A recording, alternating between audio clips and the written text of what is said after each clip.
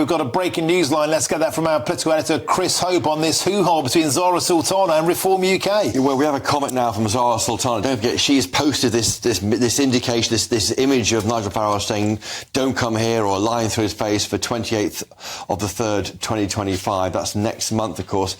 She has now told GB News the following: "As a born and bred Brummie whose parents suffered the violent consequences of far-right politics, I speak for many in this proud, multicultural city when I say we reject the politics of hatred and division." She goes on, "In my view, based on the comments they have made publicly about Muslims and migrants, Reform UK is comparable to the National Front and the BNP. Oh dear, oh dear.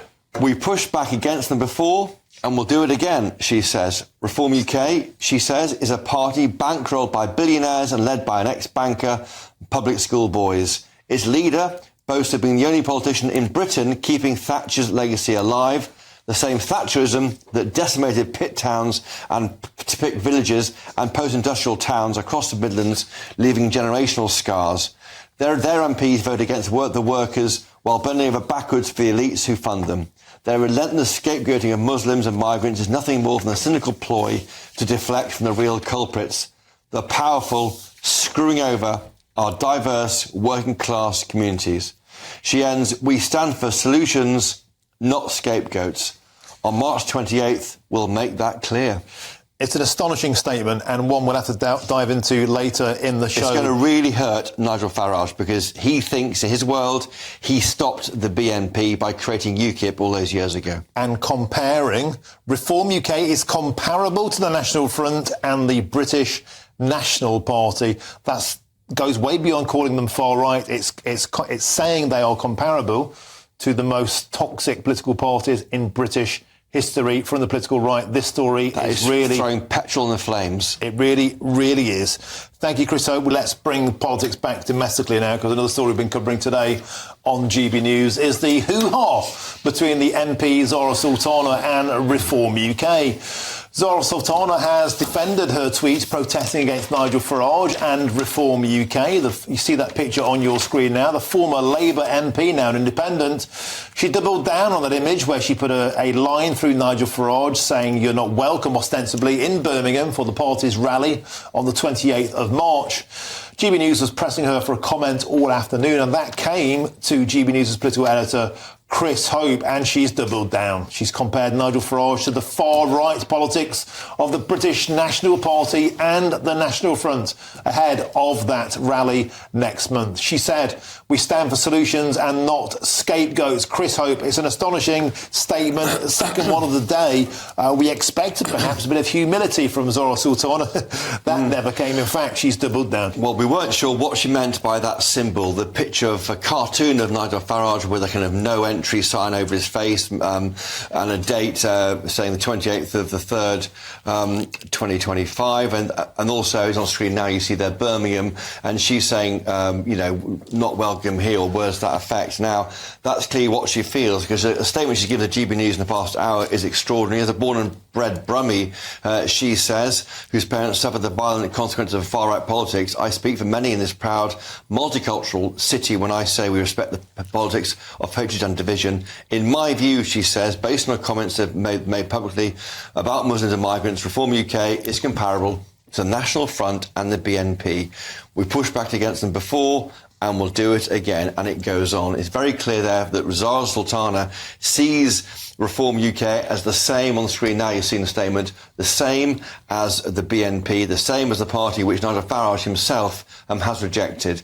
You're seeing there, in my view, based on the comments that have been made about Muslims and migrants, Reform UK is comparable to the National Front and the BNP. We pushed hard against them before, and we'll do it again. And it goes on, Reform UK is a party bankrolled by billionaires and led by an ex-banker, public school boys. Its leader boasts of being the only politician in Britain keeping Thatcher's legacy alive, the same Thatcherism that decimated pit villages and post-industrial towns across the Midlands, leaving generational scars. Just finishing off now, their MPs vote against workers while bending over backwards for the elites who fund them. Their relentless scapegoating of Muslims and migrants is nothing more than a cynical ploy to deflect from the real culprits, the powerful screwing over of our diverse working-class communities. And just finally, we stand for solutions, not scapegoats. And on March 28th, we'll make that clear. Well, any doubt what she meant is being dispelled by that statement. It's very, very clear what she means. There'll be some form of protest, some form of attempt to stop what UK want to do on that day. Politics is meant to be peaceful. Zarah Sultana knows that. She's an MP knowing that. This will make it more difficult. I think it does raise the tensions. What were already going to be maybe a difficult event to be held for Reform UK, it's got more difficult now. And while we've been on air, I've been contacted by Rupert Lowe, of course, MP for Great Yarmouth for Reform, and he said this is awful, divisive and plain wrong. My full response is on the way to her. And I should say it's now with the Speaker. It's now been given to the Speaker. He's going to refer it to the Speaker's security team who look at MP safety. They'll meet next week. Lee Anderson, the party's chief whip, who looks after all MPs in that five-strong caucus of Reform UK MPs, he says the appropriate action will be taken. And friends of his refer back to Leicester when there's some ugly scenes outside there at a rally last month. Well, she certainly doubled down. Let's bring back Nigel now and Eve. Nigel, I don't know about you. I don't think this helps. I think comparing any political party to the very worst, most divisive political parties of Britain's past isn't going to help the situation whatsoever. What say you? I agree with that. No, I mean, she's quite wrong. You cannot compare Reform with the BNP or the National Front. I mean, they were completely different parties and dangerous. And I think that Reform is a proper political party. I'm not a supporter. I don't like Reform. I wouldn't vote for them. But that doesn't mean you make comparisons with BNP and National Front. Eve, what say you on this? I mean, she's doubled down. Of course, it's a free country. We have free speech. She's allowed to say what she wants. She's allowed to turn up and protest on March 28th, no doubt, with a cohort of anti-racists. The trouble is now the stakes have just been set so much higher by bringing in such inflammatory language. I mean, I think she's talking about pretty inflammatory issues, and I wouldn't say that Reform are the same as the BNP, but what I will say is they're an evolution of right-wing politics, and we should always remember that the far right isn't something that just exists in the corner away from the rest of our politics, that's insulated from the politics we have. Do you think the Reform Party is far right?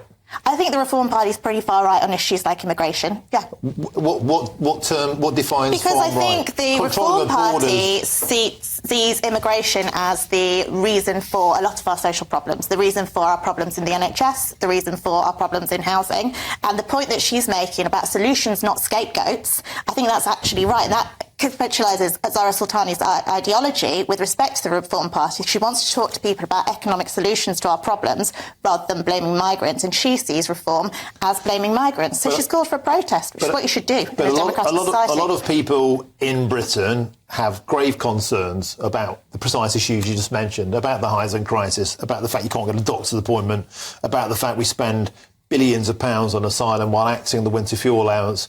By the way, 66% of Labour voters would like to control our borders better. Are they far right? I don't think anybody who has any concerns about immigration is far right. But when you put immigration front and centre of your politics, when you blame immigration for social issues, big, broad social issues that are issues with our economy, issues of funding our public services, how we support our ageing population, how we build enough homes. You must admit it has an obvious impact if you import 1 million people per year. It clearly has an impact on public services. It clearly has an impact on everything from traffic to your ability to be able to have a home. That's not racist or far right. It's a simple fact. But it's not the only reason behind our housing crisis. So we've got a housing crisis because we've not built enough homes for generations. We've got issues with our NHS workforce because we haven't trained people, you know? Nigel Nelson, this could precipitate, I fear, a confrontation on the 28th now. The battle line has been drawn. If you compare a party to the far right, if you turn up in numbers, just compare them to the British National Party or the National Front. Back to the point we had earlier at the top of the show, is this really the behaviour befitting of an elected Member of Parliament in Britain? Well, we started with the tweet of the image that Zarah put out. I found no problem with that. That was fine. My disagreement with her is over comparing Reform with BNP and National Front. However, that doesn't mean we're going to end up with a violent demonstration outside the Birmingham Arena on March the 28th. Well, nobody wants that. You will have a demonstration there. You'll have have people protesting against reform, which is their democratic right to go and do. That's fine.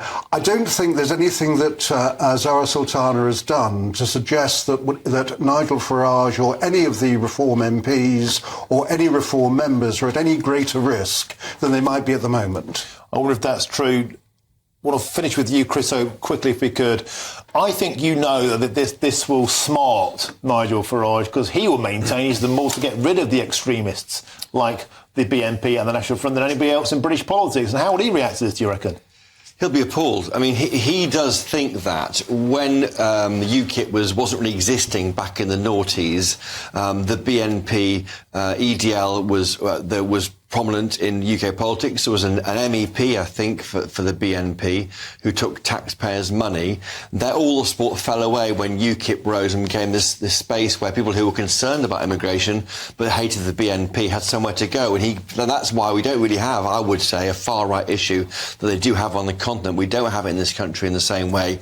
He'll be appalled by this because he thinks one of the things he never gets thanked for is killing off the BNP. OK, well, the battle lines seem to have been drawn. This story is going to roll and roll. Thank you very much, Chris Hope, Ian McQuillan and also Nigel Nelson. Fantastic for your contributions. Thank you.